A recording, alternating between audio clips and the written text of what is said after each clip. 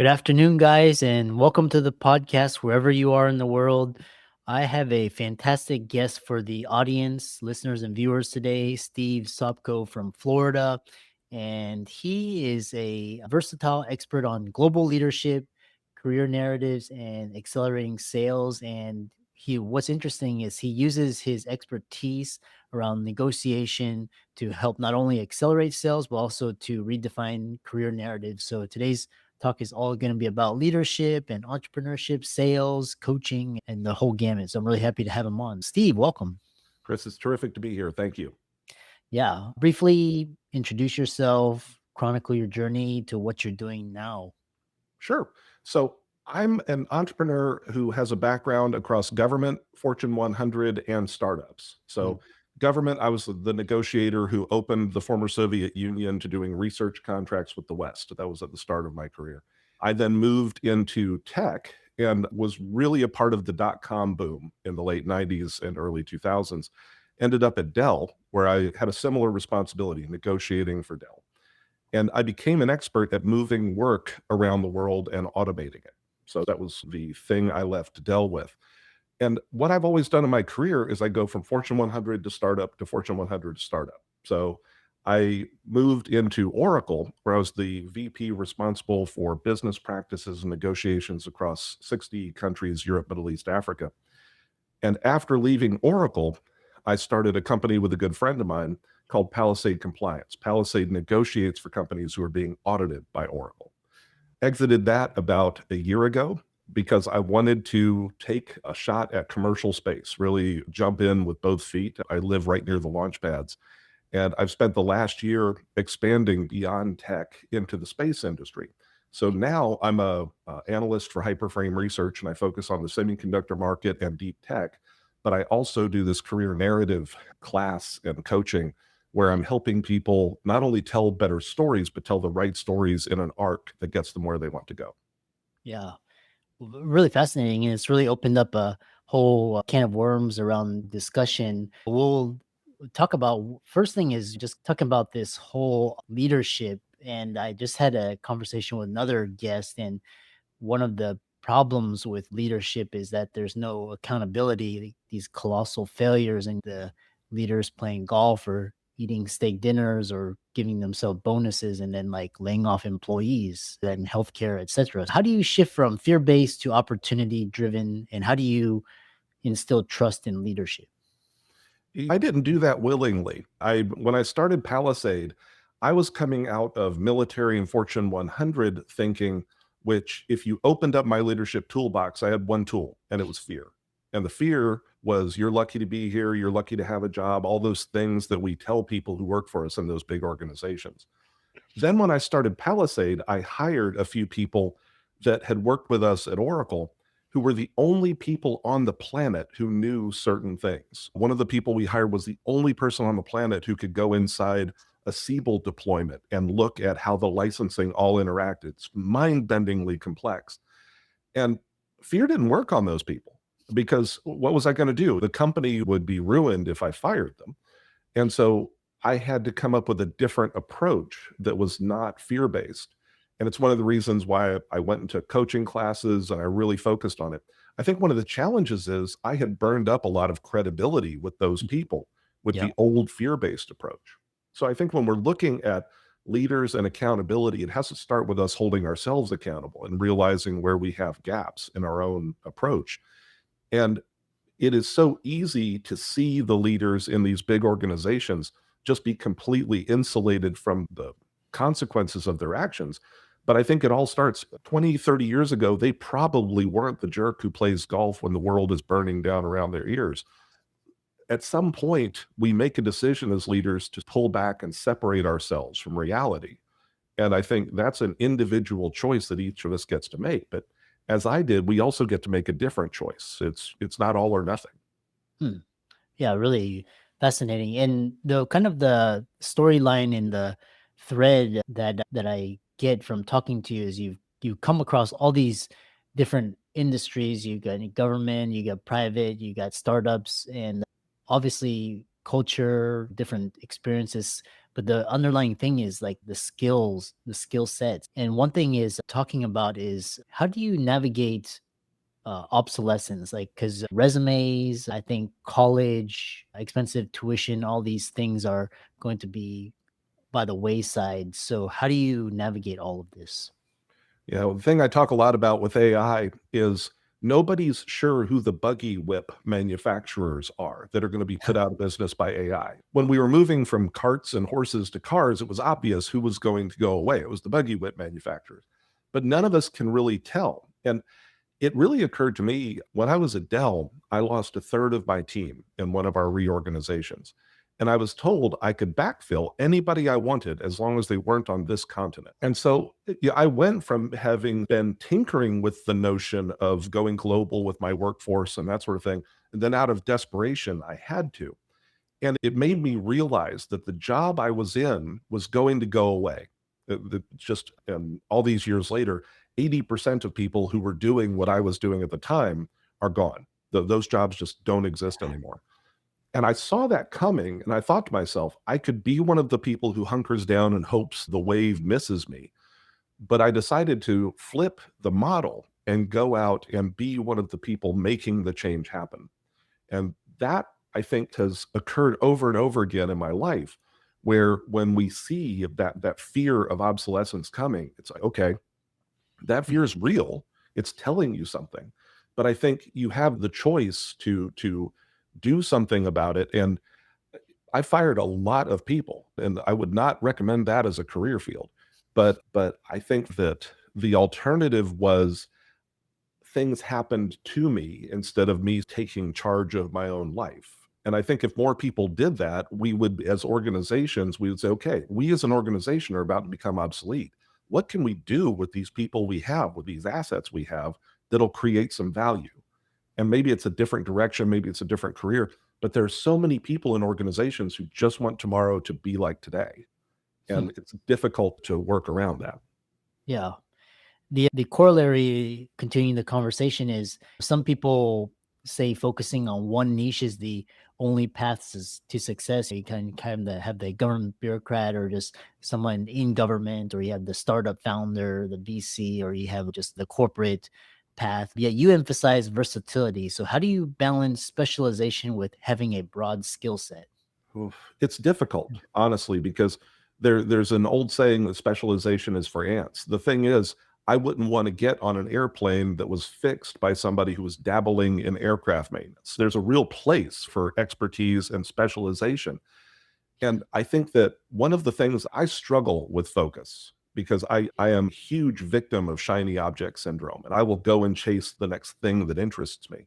Hmm. What I've really had to do over the last few years is tell myself it's not that I'm never going to look at something else. It's just for this time window, I'm 100% focused on this thing until I achieve a short term objective.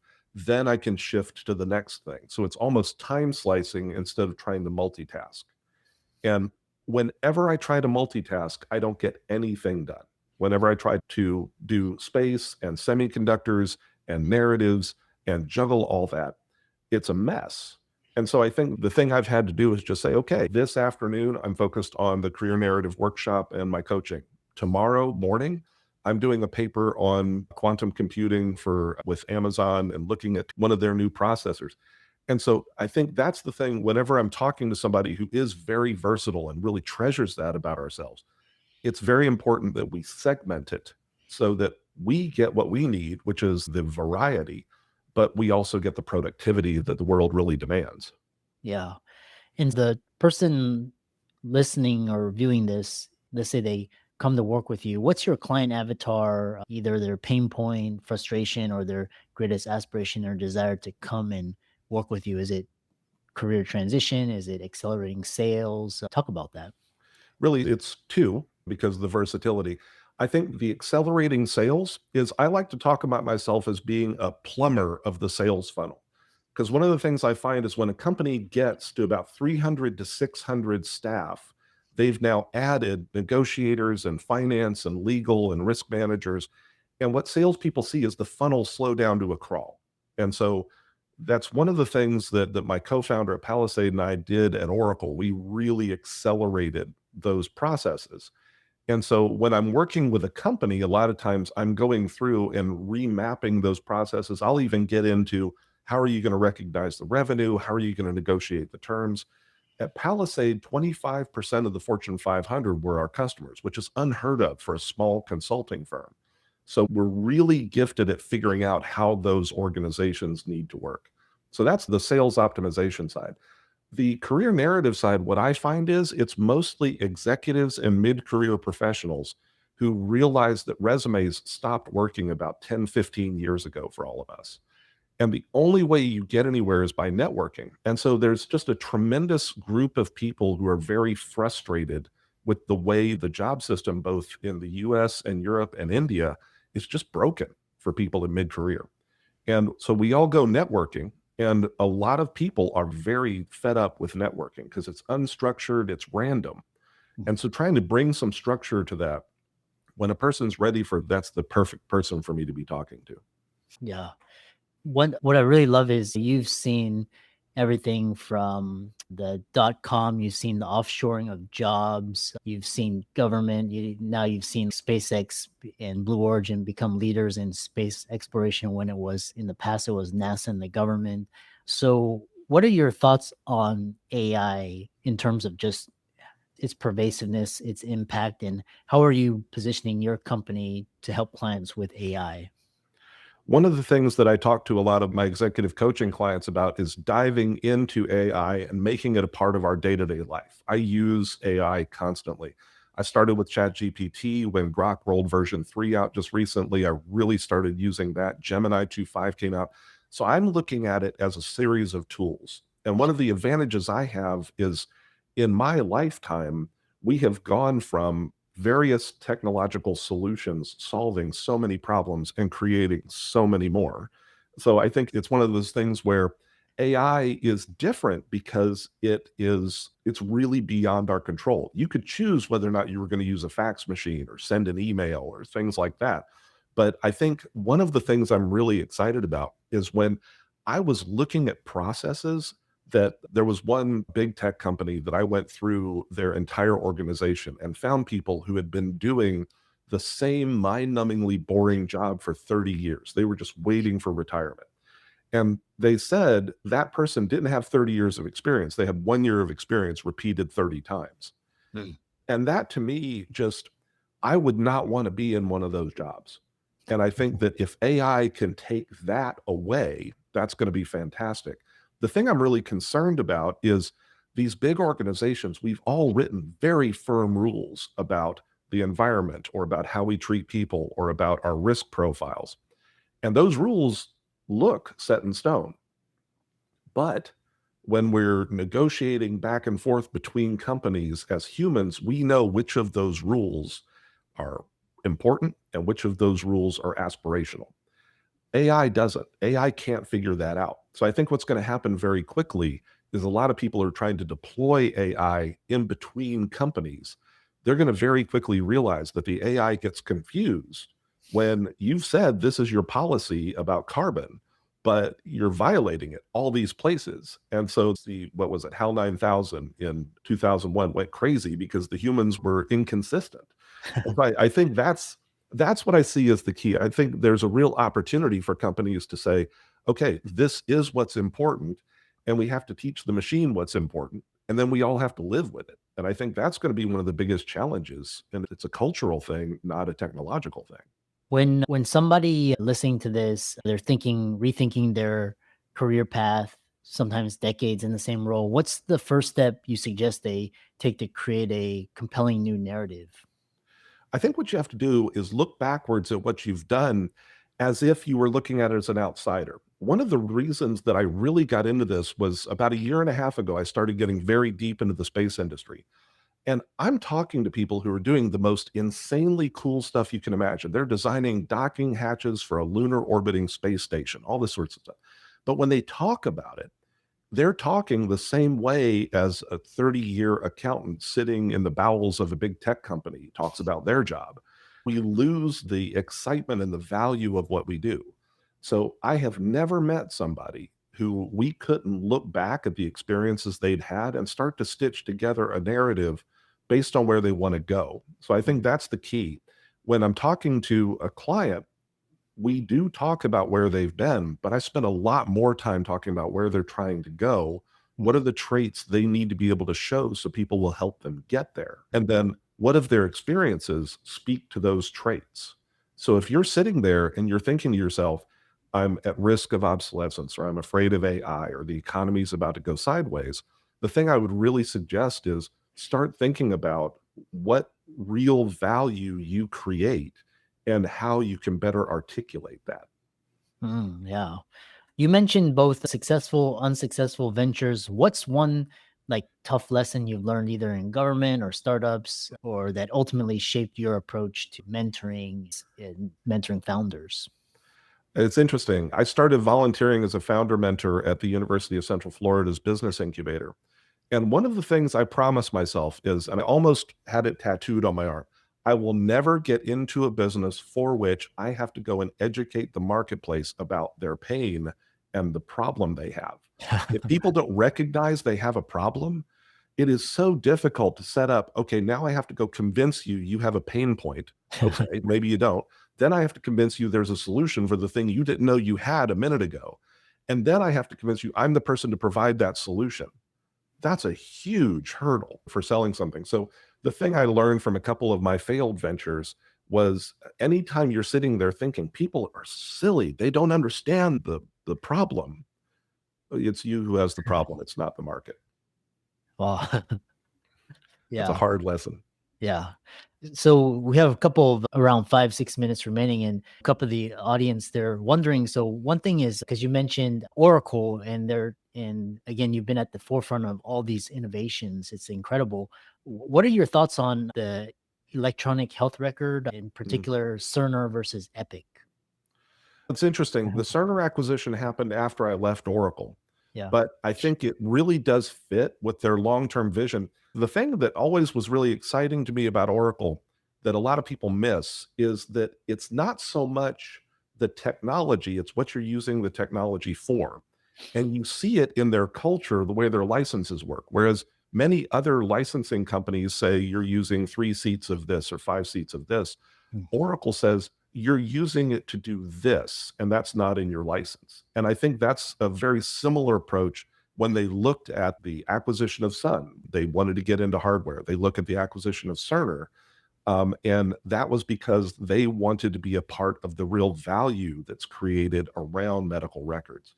So I think that's the thing that I see. I don't really know a lot about the current Cerner and Epic situation, so I don't really think I'm probably the best person to talk about that. Yeah. Yeah. And then another follow-up question they have is in terms of government, in how do you see what you like? What are your thoughts on because you've seen because you're at SpaceX and Blue Origin, and how do you think you perceive the current administration? Is it going to help innovation? Is it going to be hinder innovation, or is it just going to be just basically the same? Talk about that. You don't ask softball questions, do you? I think the thing I've always believed, and I'm not gonna really get into the political side of it, but I do believe anytime there's turmoil, what's the old expression that it's danger, but it's also opportunity. And Mm, so I think that so often, and it's interesting, the space industry, and I'm going to make some people angry by saying this, but the space industry is something that for 60 plus years has been really told what to do by the government. And it's something I've seen really since I've gotten into it. So much of the culture is to sit around and wait for the government to decide what it wants to do, pitch them on it, get a contract, cost plus, go do it, but then the government changes its mind about what it wanted, but that's okay because you weren't really able to do the thing you promised you were going to do to the government anyway. So you get another contract and you get another shot at it. Then SpaceX comes along and they won't do cost plus contracts because they won't hire all of the accountants needed to track the costs and comply with the government. So they only work on a fixed price basis. And that has turned the entire market upside down. It's crisis, but it's also opportunity. And so I think that whether it's the current geopolitical situation, tariffs, not knowing what the future holds, the thing I always tell myself is, okay, there's tremendous uncertainty, but there's always tremendous uncertainty. And I think that we have to decide, what can I do to see opportunities for not only me, but for the people I know? And that's one of the things that I really am a big fan of in the founder communities. I came up in the Austin founder community. And then when I transplanted back here, I moved back to Florida really to watch rocket launches in 2015. I wanted to find that community of people where you're not just looking out for yourself, you're looking out for other founders and seeing, hey, I don't see an opportunity here for me, but wow, there's an opportunity for this other person. And if you can be the person who connects people to opportunity, you can be the person who navigates through the turmoil that's created anytime we try to change stuff. Yeah, the Austin is a fantastic place and hub. I really enjoyed this conversation. And if people wanted to connect with you, learn from you, subscribe to your channels, how could they do that? The best way is mystage2.com is the website that I'm doing a lot of my work through. But also, please don't hesitate to connect on LinkedIn as long as you're not trying to sell me something. Really enjoy connecting with people on LinkedIn and engaging there. Yeah, excellent. I really enjoyed this well informed talk and keep up the great work. Thanks for the opportunity. It's great talking to you.